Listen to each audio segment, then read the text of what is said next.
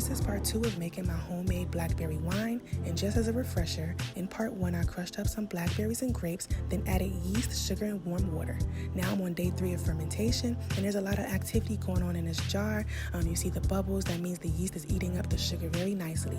Daily I've been having to open it, stir it around, and reactivate the yeast, let it get some oxygen, and now it's starting to smell like a fruity little alcohol, which is exciting. I put my airlock back on. I'm going to let it ferment for a few more days. It is now day 6, and I feel like my wine is done fermenting. It has even gotten darker in color, which is really, really pretty. I'm going to rack my wine, which just means I'm going to transfer it from one jar to the next, and I'm going to use a siphon because I don't want any of this sediment at the bottom. I'm going to check the gravity level just to make sure it hits 0.990, which tells me that it's officially done fermenting.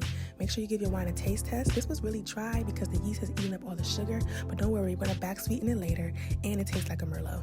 I'm going to add some sparkloid to clear the wine over a couple days, top it off, and stay tuned for part 3 for bottling.